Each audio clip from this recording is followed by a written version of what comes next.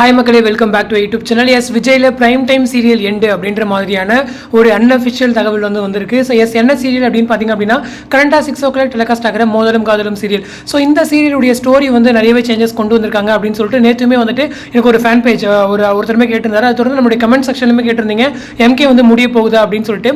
So இதுக்கு முன்னாடி நானுமே அந்த ஸ்டோரி சேஞ்சை பற்றி நான் கேட்டிருந்தேன். இது மாதிரி ஸ்டோரி ஃபாஸ்ட்டாக மூவ் ஆகுது, ஸோ சீரியல் எதுவும் முடிக்கிற பிளான் இருக்கீங்களா அப்படின்ற மாதிரி கேட்டிருந்தேன். ஸோ அதில் ஒரு ஆர்டிஸ்ட் என்ன சொல்லியிருக்காங்கன்னா, ஆமாம் முடிக்க சொல்லி சேனல் சைடு சொல்லிட்டு இருக்காங்க.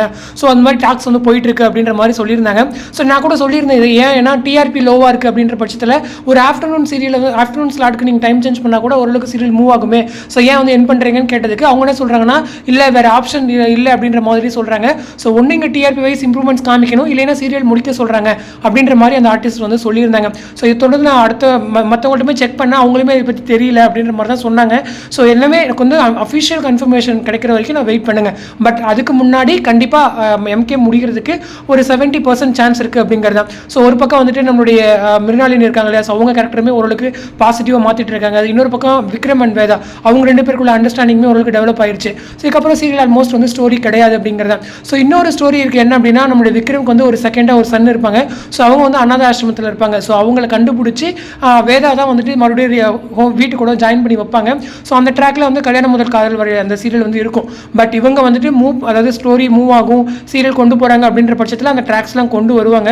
அப்படி இல்லை அப்படிங்கிற பட்சத்தில் ஒரே ஒரு குழந்தை தன்வி மட்டும்தான். ஸோ இவங்க 2 பேர் இணையிற மாதிரி சீரியல் கொண்டு முடிச்சுட்டு போயிடுவாங்க அப்படிங்கிறதா.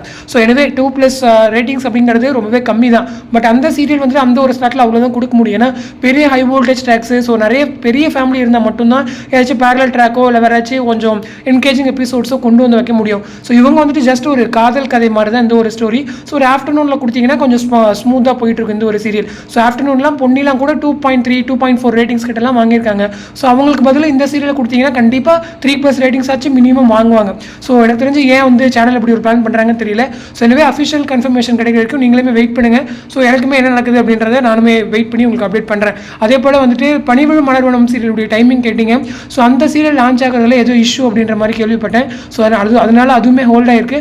ஸோ ஒன்ஸ் அது கன்ஃபார்ம் ஆயிடுச்சு அப்படின்னா எம்கே உடைய அப்டேட்டுமே நம்ம கன்ஃபார்ம் ஆயிரும், எது டைம் சேஞ்ச் ஆகுதா இல்லை எண்ட் ஆகுதா அப்படின்னு சொல்லிட்டு. ஸோ வெயிட் பண்ணுவோம். ஸோ இந்த அப்டேட் பற்றி உங்களோட கமெண்ட் செக்ஷன் சொல்லுங்கள். அடுத்து ஒரு இன்ட்ரெஸ்ட் அப்டேட்டோட நெக்ஸ்ட் வீக் மீட் பண்ணுறேன். தேங்க்ஸ் ஃபார் வாட்சிங் அண்ட் பை.